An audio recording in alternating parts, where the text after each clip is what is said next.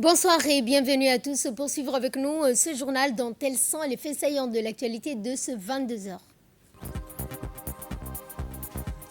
Le chef de l'État Ismaël Omar Guelleh a reçu aujourd'hui deux figures majeures du foot africain. Il s'agit de Samuel Eto'o et de Yacine Idriss Diallo.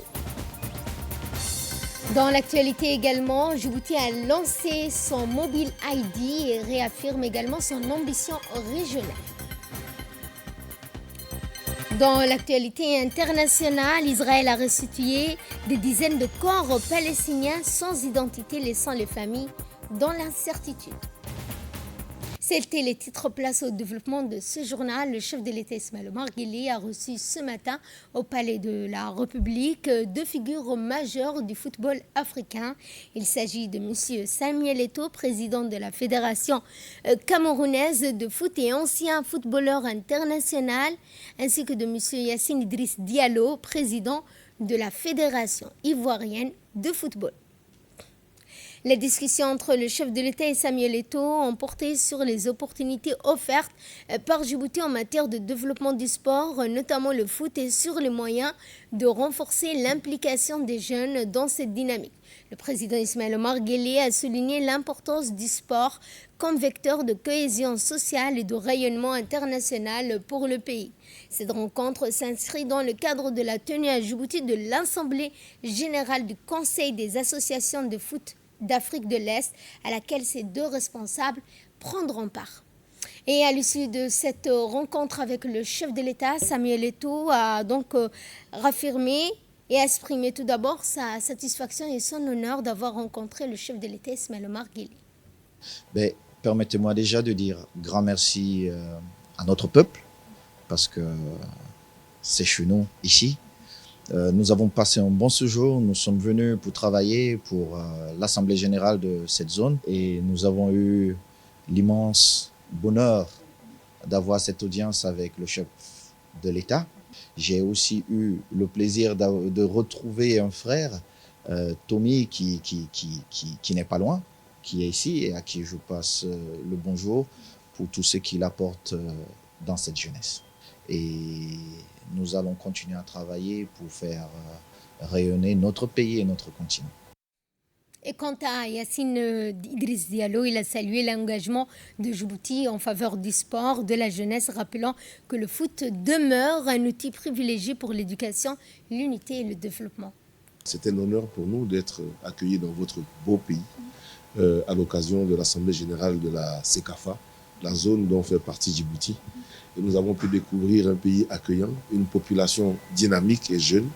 Et nous avons eu l'honneur d'être reçus par son Excellence, Monsieur le Président de la République, qui est au service de la nation et permet à votre nation de se développer de façon dynamique. Et comme c'est la jeunesse en Afrique qui constitue fondamentalement la force de la nation, le football constitue un élément vraiment de motivation de tous les jeunes. Donc, nous sommes venus apporter notre soutien, nous sommes venus apporter notre appui et nous souhaitons bonne chance à tout ce qui va se faire au Djibouti en matière de football. On a visité l'académie, on a visité un peu les infrastructures. Je pense que vous êtes dans une excellente dynamique. On est très heureux d'être là et merci au président de la République de nous avoir fait cet honneur. Et ce communiqué émanant du ministère des Affaires étrangères de la coopération internationale, dans lequel la République de Djibouti, en sa qualité de présidente en exercice de l'autorité intergouvernementale pour le développement, l'IGAD, se félicite vivement de la décision relative à la réintégration de la République sœur de Soudan au sein de l'organisation de la République de l'IGAD, une décision qui a été officiellement notifiée par le biais d'une lettre adressée par le ministre des Affaires étrangères de la coopération internationale du Soudan au secrétaire exécutif de l'IGAD. La République de Djibouti considère que cette décision comme une étape importante de nature à renforcer la cohésion régionale, à consolider la dynamique de l'action collective entre les États membres. À cette occasion, la République de Djibouti réaffirme son soutien au retour de la République du Soudan et souligne le rôle central et stratégique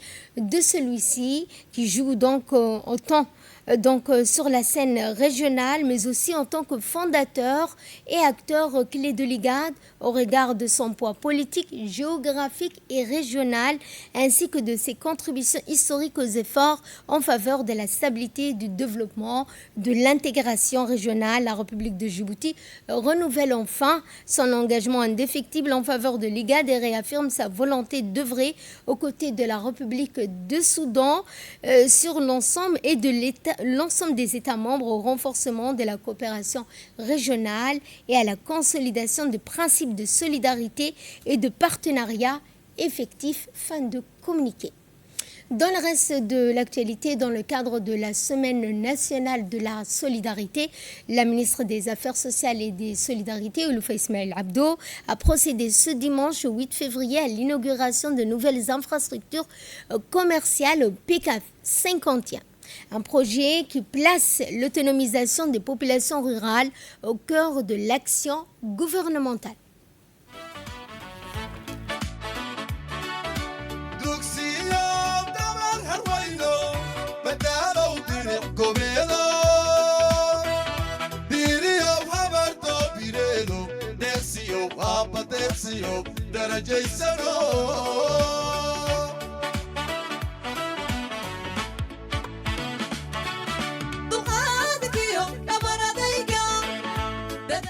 À son arrivée, la ministre des Affaires sociales et la délégation qui l'accompagne a été accueillie par une aide d'honneur composée des autorités régionales d'Arta, des chefs coutumiers, d'une population locale mobilisée. L'enthousiasme était palpable pour les résidents du PK 51. Ces échoppes représentent bien plus que de simples murs de commerce. Elles symbolisent une reconnaissance de leur potentiel économique.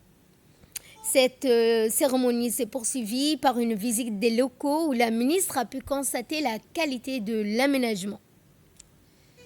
Lors de cette journée, l'objectif était clair, transformer l'assistance en autonomie en rendant disponibles les infrastructures de base, en dotant la localité des shops commerciales modernes et sécurisées. Le ministère permet aux petits entrepreneurs locaux et particulièrement aux femmes de disposer d'un espace de vente stratégique sur cet axe routier névralgique.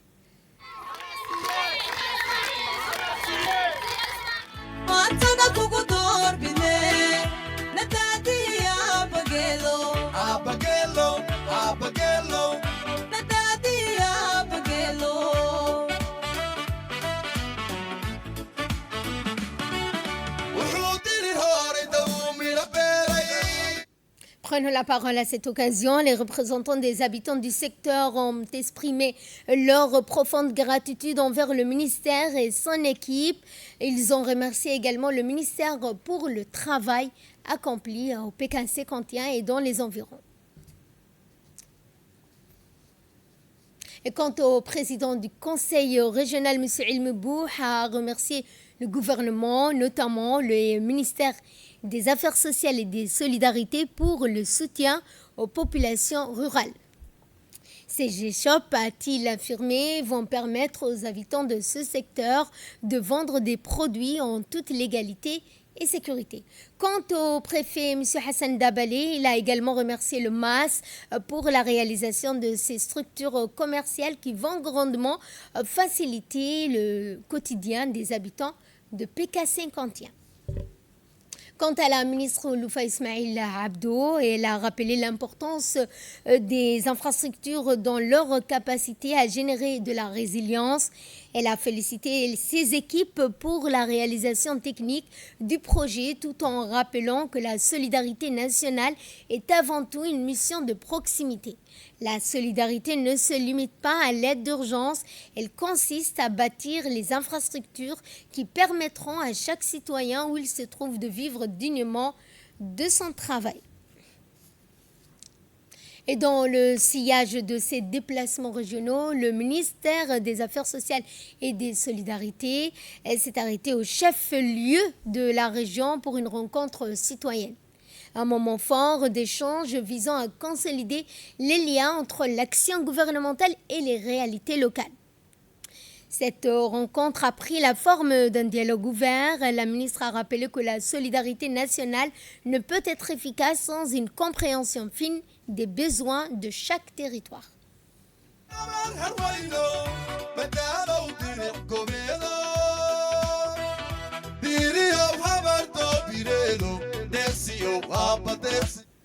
Lors de cette journée, le porte-parole de la communauté d'Arta ont salué cette démarche de proximité, soulignant que la présence physique de la ministre témoigne de l'importance accordée à cette région. Dans le reste de l'actualité, lancement du Forum national sur l'identité numérique et du projet mobile ID. Le ministère de l'Intérieur, en partenariat avec le ministère délégué chargé de l'économie numérique et de l'innovation, la société Teo7 Network, l'autorité nationale de cybersécurité et l'ANSSI ont organisé ce matin le forum sur l'identité numérique et le lancement du projet mobile ID au Palais du Peuple. Ce projet est une innovation majeure au service de la modernisation de l'action publique et de l'inclusion numérique. Cette initiative s'inscrit dans la continuité des réformes engagées depuis la mise en place du registre national des personnes physiques et du numéro national d'identification.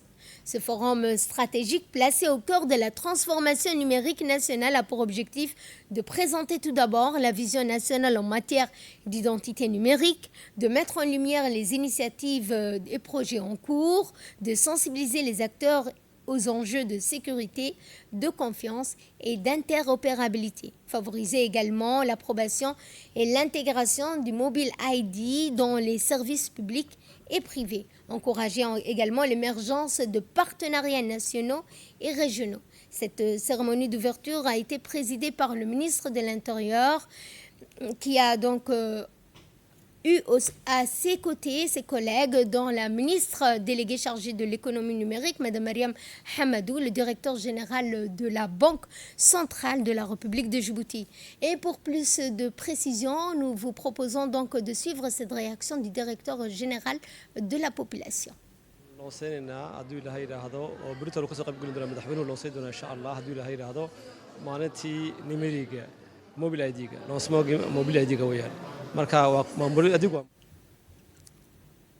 Et suivant cette fois cette interview accordée à la presse du ministre de l'Intérieur qui a expliqué les objectifs du Forum national sur l'identité numérique.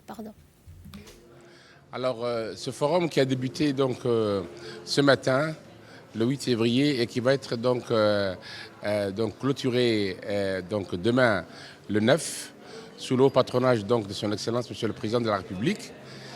Il a pour objectif, surtout cette première journée, d'abord, il a pour objectif de lancer l'application ou la plateforme Mobile ID. Alors, qu'est-ce que c'est le Mobile ID? Le Mobile ID, c'est votre identité biométrique, mais donc dans l'espace numérique. C'est-à-dire que avant, si les gens possédaient donc une carte d'identité et qu'ils se rendaient à un service, ils ne pouvaient pas être identifiés instantanément. Alors qu'ici, l'identité biométrique se trouve dans votre smartphone, et c'est grâce à votre smartphone et grâce aux liens qui ont été donnés aux différentes institutions dans le cadre de l'interopérabilité qui va découler de ce Mobile ID, que vous allez être identifié dans chaque établissement avec lequel des partenariats ont été tissés pour pouvoir être identifiés. Alors, les gens se posent la question, est-ce que quand je suis identifié par une institution externe, est-ce que mes données se trouvent dans cette institution pour des questions de sécurité? Je voudrais leur assurer ici que les données biométriques de la personne ne se trouveront seulement qu'au niveau du ministère de l'Intérieur, et que cette identification par une autre institution ne se fait que par interopérabilité.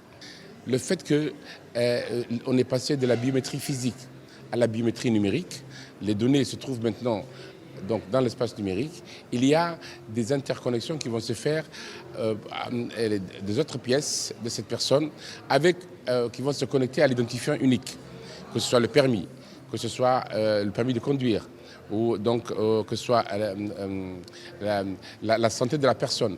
Imaginez par exemple, dans le futur, une personne qui rentre dans un accident, effectivement, et que le médecin urgentiste a besoin tout de suite de savoir l'état de santé de cette personne.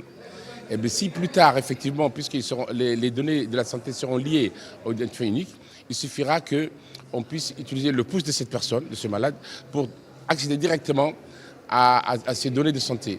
On pourra savoir quel groupe sanguin il est, qu'est-ce qu'il a comme maladie, est-ce qu'on peut lui donc donner est-ce qu'il est diabétique ou autre chose. Donc pour vous dire que il y a beaucoup de choses qui vont être donc développées, et donc les jeunes d'aujourd'hui, avec le chômage que nous avons, le secteur donc, du numérique va booster les emplois, et plein de jeunes vont pouvoir donc développer ce qu'on appelle donc dans le jargon des startups. Lancement officiel de la filière cadre éducatif du Collège international de Villers-Cotterêts a été présidé par le ministre de l'Éducation nationale, de la formation professionnelle, et s'est tenu aujourd'hui à Djibouti en présence de représentants gouvernementaux, d'organisations internationales, de partenaires institutionnels engagés pour l'avenir de l'éducation francophone. La cérémonie s'est tenue à Aïla Hotel et a été présidée par le ministre de l'Éducation, Moustapha Mohamed Mahmoud, en présence du ministre des Affaires étrangères de la coopération internationale, Abdelkader Hussein, de l'ambassadeur de France à Djibouti, Jérôme Bresson, ainsi que de Dr Rémi Yotova. La filière cadre éducative vise à consolider les capacités de pilotage, à faciliter la coopération interétatique et à soutenir les réformes fondées sur l'expertise et l'échange de pratiques.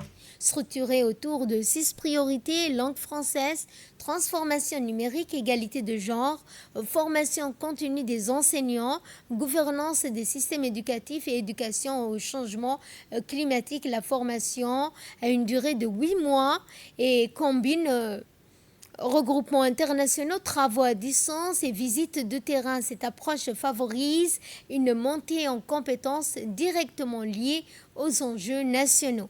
La première cohorte a rassemblé des cadres du ministère de l'Éducation nationale, issus donc tout d'abord de la Côte d'Ivoire, de Djibouti, de la France, de Haïti, de Madagascar, du Sénégal, du Togo.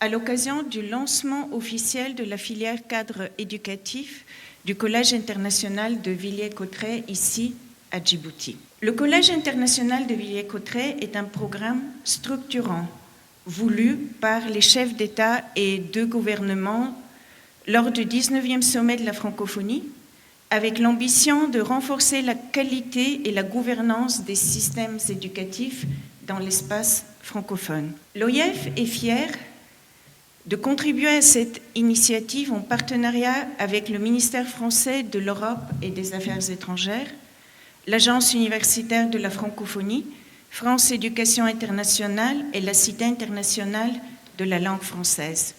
Je ne devrais pas revenir en détail ni sur l'historique, ni même sur le Collège international lui-même, puisque la présentation a été faite de manière très claire par ma collègue Juliette Salabert. Je voudrais juste rappeler, même si tout le monde le sait, que cette idée est née à Djerba en 2022, avant d'être concrétisée donc au 19e sommet international de la francophonie à Villers-Cotterêts en 2024, quand nos chefs d'État et de gouvernement ont décidé cette initiative qui répond à l'objectif d'avoir une francophonie pas simplement symbolique, mais vraiment une francophonie utile, inscrite dans la réalité, dans l'évolution de nos sociétés et porteuse d'opportunités. D'où le fait qu'ils aient jeté les bases de ce programme qui nous rassemble aujourd'hui, le Collège international de Villers-Cotterêts.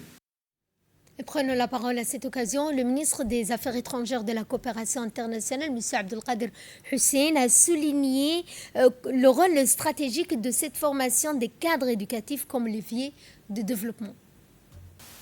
Si cette rencontre porte sur l'éducation, elle s'inscrit également et pleinement dans le champ diplomatique et de la diplomatie de la coopération.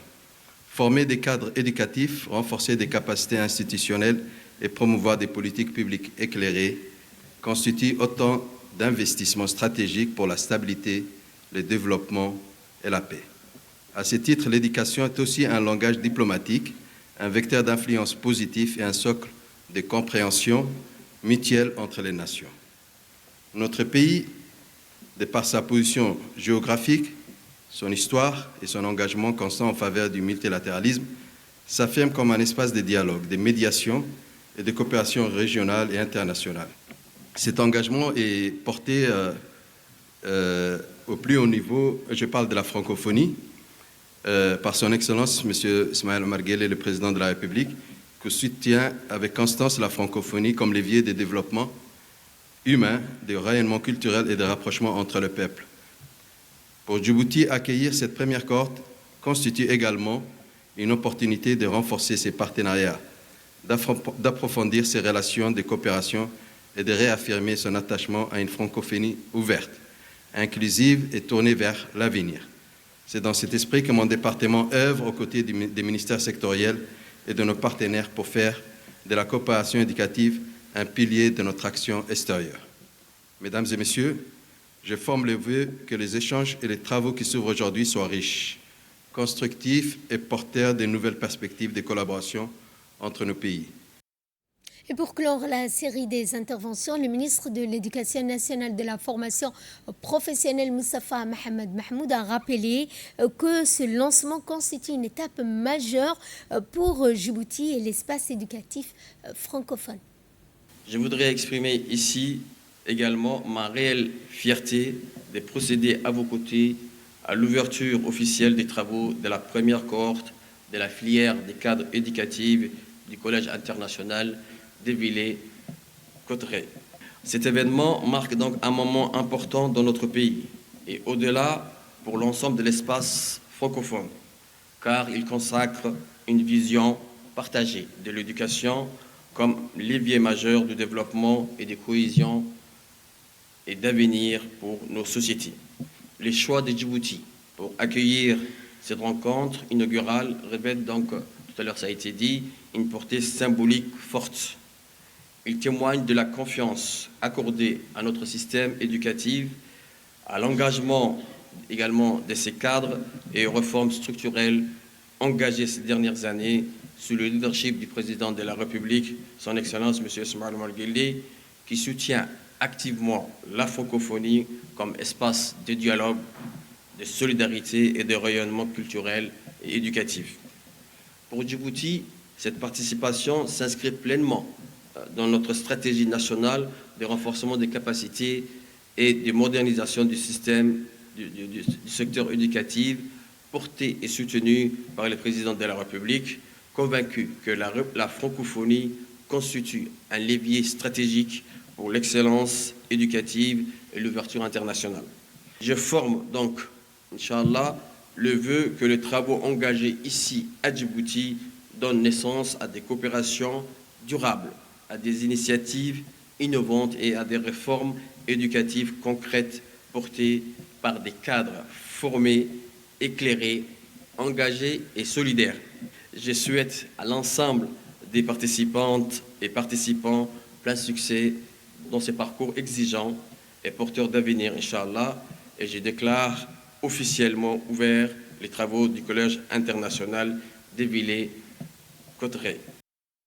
Une grande soirée de soutien au président de la République, Ismaël Omar Guelleh, s'est tenue à Aïla Hotel à l'initiative de l'association Club de bienfaisance en concertation avec les forces vives de la nation. À cette occasion, les femmes djiboutiennes se sont mobilisées massivement pour exprimer un soutien fort, clair et indéfectible au chef de l'État, Ismaël Omar Guelleh, sous le slogan avec IOG, tous unis, forts et confiants. Dans un contexte régional marqué par l'instabilité, cette mobilisation citoyenne témoigne de l'attachement profond du peuple djiboutien à la paix, la sécurité et l'unité nationale. La rencontre, placée sous le signe de l'engagement patriotique, de la cohésion sociale, s'est déroulée dans une ambiance conviviale et chaleureuse, en présence de nombreuses personnalités, acteurs associatifs et citoyens engagés. La soirée a été honorée par la présence de la ministre Loufa Ismail Abdo, ministre des Affaires sociales et des Solidarités, mais aussi les autres membres du gouvernement, tels que la ministre de l'Habitat et autres personnalités publiques, mais aussi donc les membres du Parlement.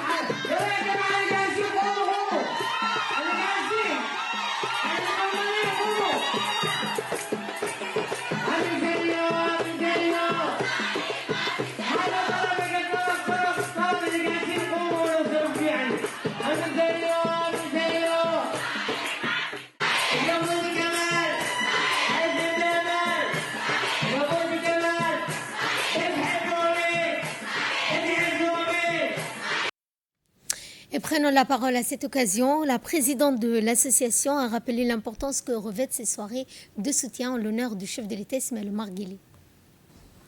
Ce soir, nos cœurs sont réunis par bien plus qu'un événement.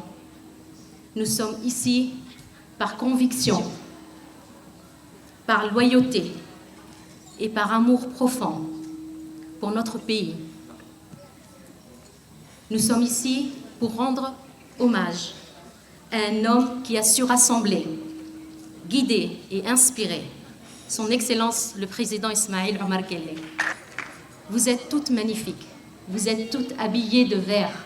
La couleur de cette soirée est le vert. Le vert n'est pas une simple couleur. Le vert symbolise l'espoir, la stabilité, la croissance et la réussite. C'est la couleur de la vie qui avance, la couleur d'un avenir que nous voulons serein, solide et prometteur pour nos enfants. En portant le vert ce soir, nous affirmons notre confiance en la réussite de notre président et en la réussite de notre nation. Si nous, les femmes, sommes réunies ici ce soir, sachez que d'autres, ailleurs, célèbrent cette même soirée, chacun à leur manière, partout dans la capitale. Cela signifie une chose essentielle. L'homme capable de mobiliser tout un peuple, femmes et hommes confondus, mérite un grand hommage et un grand respect. Oui, c'est le président IOG qui mérite ce salut parce qu'il a su préserver la stabilité. Il a su écouter son peuple et il a su conduire Djibouti avec sagesse, vision et responsabilité. Chères sœurs, chers invités, mesdames, je vous souhaite la bienvenue à cette soirée organisée par l'association Club de Bienfaisance. Votre présence ce soir témoigne de notre unité, de notre engagement et de notre attachement aux valeurs de la solidarité et de responsabilité. Je vous remercie sincèrement pour votre mobilisation et votre soutien. Prenons la parole à cette occasion. La ministre des Affaires sociales et des Solidarités, Ouloufa Ismaël Abdo, a rappelé qu'à travers cette initiative, les participantes ont réaffirmé leur soutien aux actions du président de la République Ismaël Omar Guelleh, mais aussi pour la stabilité institutionnelle, le développement durable, le rayonnement international de la République de Djibouti. Elle a également remercié l'ensemble des partenaires et participants pour la réussite de cet événement. Et nous allons à Tadjoura cette fois dans le cadre de la 3e édition du festival culturel de Tadjoura. Une parade de danse traditionnelle et folklorique a eu lieu à la corniche de Tadjoura. Cette manifestation culturelle a rassemblé les habitants de la ville blanche pour une matinée de fête et de partage.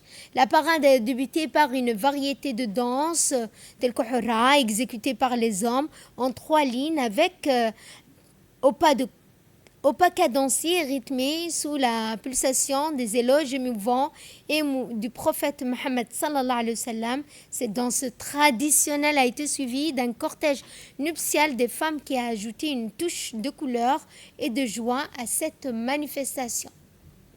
Les officiels et festivaliers, dont le secrétaire général de la primature, Naguib Abdallah, Mohamed Kamil, le ministre de la décentralisation Qassim Haroun, le ministre de la jeunesse et de la culture Dr Hibo Moumin, son homologue du sud-ouest de la Somalie, ont non seulement assisté à la parade, mais ils ont également pris par un bain de foule, suscitant ainsi la joie et l'allégresse dans une atmosphère de fête populaire.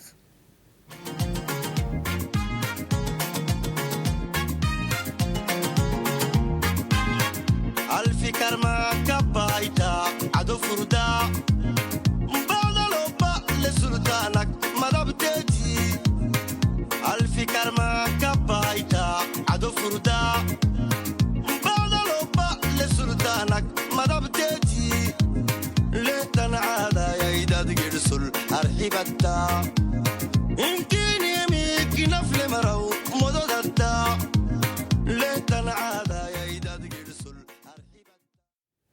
Place cette fois à cette réaction de la ministre de la Jeunesse et de la Culture, Dr Hibo Moumine Assaoui. Je tiens d'abord à féliciter toutes les têtes djouroises et têtes djouriens. C'est eux qui portent ce projet. C'est la jeunesse et les femmes de cette région et de son chef-lieu qui portent ce projet. C'est une réussite déjà qu'on en soit à sa 3e, c'est-à-dire qu'ils sont en train de relever le défi de la pérennité, c'est-à-dire que ce festival est durable, ils ont démontré que c'est soutenable et ils ont démontré que c'est un espace, une plateforme qui leur permettra de soulever des questions d'importance et pour qu'on puisse ensemble se poser les bonnes questions et aller dans la réalisation de la vision du président de la République. Il y a eu énormément d'avancées, énormément de réalisations. Ce festival montre, et donc vous avez vu, l'entreprise qui assure toute la partie logistique et communication, c'est Incom. C'est un véritable exemple comme quoi les jeunes peuvent investir et vraiment investir dans le développement de leur pays, de leur région.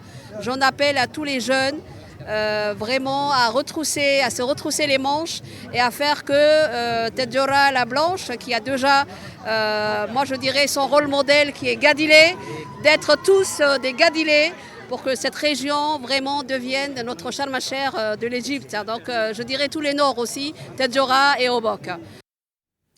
Place cette fois à la 5e étape du Tour de Djibouti à vélo du Goubet à Sagalou. Le Tour de Djibouti à vélo organisé par l'APEPS, l'Association pour la promotion de l'éducation physique et le sport scolaire, sous le parrainage du ministère de l'Éducation nationale de la formation professionnelle en collaboration avec la garde républicaine, est entré dans sa 5e étape ce dimanche 8 février. Au départ du Goubet, les cyclistes devaient parcourir 40 km de route goudronnée avec des pentes très raides, notamment les célèbres 7 virages de la région de Tadjoura. En peloton groupé, les cyclistes ont démarré tranquillement sur les premiers kilomètres jusqu'au départ réel à la célèbre fosse de Requin. Comme la veille, les cyclistes de la police nationale ont tenté une échappée trop précoce qui a été rapidement rattrapée par le peloton. Au bout de 20 km, la compétition a réellement démarré. Une dizaine de cyclistes se détachant du peloton. Le reste du groupe s'est tiré sur une dizaine de kilomètres loin derrière. Après une dizaine de kilomètres d'observation entre les champions de la garde républicaine, ceux des forces françaises stationnés à Djibouti, seul en tête, un groupe de 4 à 5 cyclistes pédalant au même rythme à partager le lead à tour de rôle, les uns et les autres attendant les 5 derniers kilomètres pour un finish légendaire et un sprint final qui resteront dans les mémoires.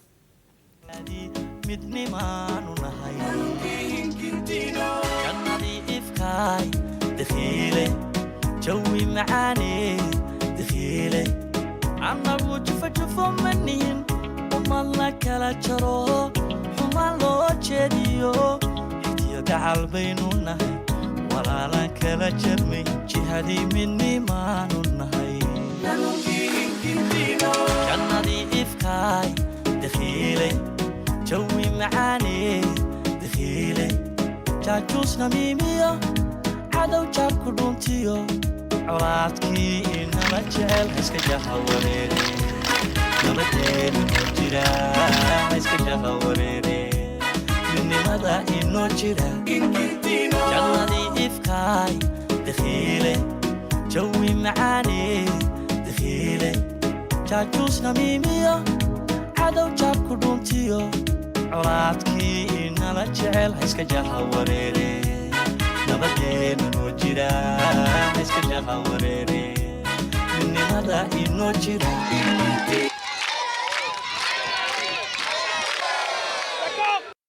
Et suivant cette fois, c'est quelques réactions des cyclistes. Le plus dangereux, c'est Abdek. Donc après, j'ai essayé de les distancer dans la montée. J'ai pas réussi. J'ai planté plusieurs attaques, mais j'ai pas réussi. Et malheureusement, je me suis retrouvé à 2 contre 1. Et dans la dernière ascension, comme je savais que je suis plus rapide que Abdek au sprint, j'ai laissé partir Arafat. J'ai laissé volontairement partir Arafat parce qu'il n'est pas dangereux au classement général. Et surtout, je voulais empêcher Abdek de marquer des points pour essayer de me rattraper au classement général.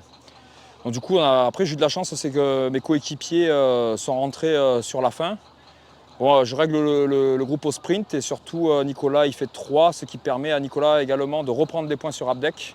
Et du coup, on a bien joué tactiquement au général. Bon, même si Arafat reprend un peu de temps, de points, au point, moi j'ai distancé Abdek aujourd'hui. Donc finalement, même si je ne gagne pas l'étape, c'est quand même une bonne opération au classement général, quoi. Bah voilà, donc pour ma part, encore une magnifique étape. On traverse des paysages somptueux. Je m'attendais à ce que ça parte fort, mais pas si tôt que ça. Il y en avait des grosses montées. On avait quasiment 30 km de montée sur l'étape. L'idée pour moi était d'essayer de tenir Abdek et Arafat qui sont proches de moi au classement. Je savais que Florent était devant, donc pas de souci. Et malgré les attaques qu'ils ont fait, on n'a pas réussi à suivre. J'ai réussi à attendre mon collègue des FFDJ, Romain, en roulant ensemble, on a réussi à remonter sur Florent et Abdek. Et tout s'est joué au sprint là, dans la dernière descente. Un peu de chance pour moi. Après, c'est le cyclisme, c'est comme ça. J'arrive à prendre les roues, à prendre les bonnes roues. J'arrive à en sortir 3e, bonne opération au classement général. Et encore une magnifique étape avec des paysages à couper le souffle. Ça fait vraiment plaisir. Le douane Zakat a procédé à la distribution de la Zakat à 102 familles et parrainé 88 orphelins de la région d'Ali Sabi.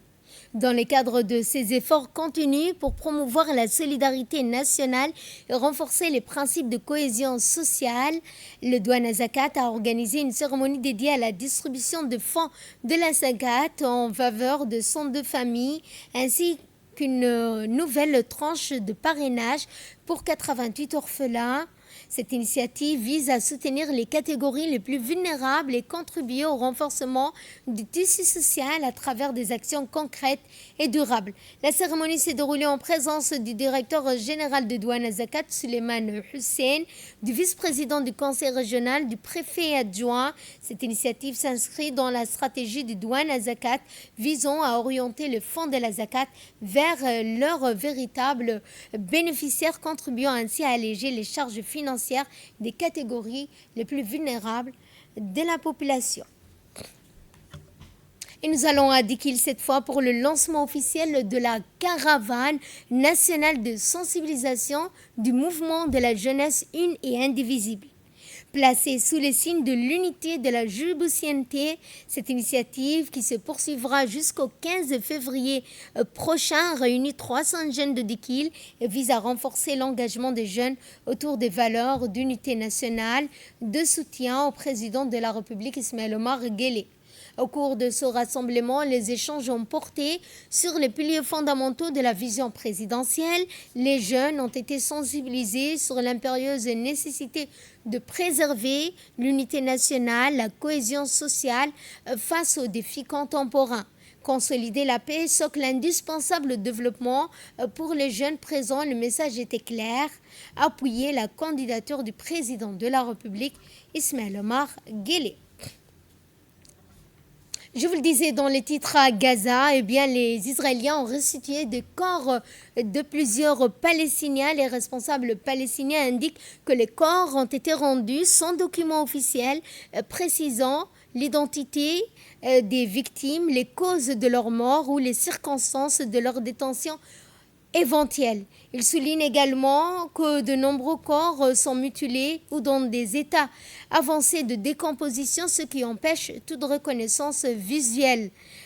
Les autorités médicales palestiniennes estiment que la restitution de corps sans identité ni document constitue une atteinte grave à la dignité des victimes et au droit des familles de connaître le sort de leurs proches. Ils appellent à ce que toute restitution future soit accompagnée d'informations complètes permettant ainsi l'identification des victimes.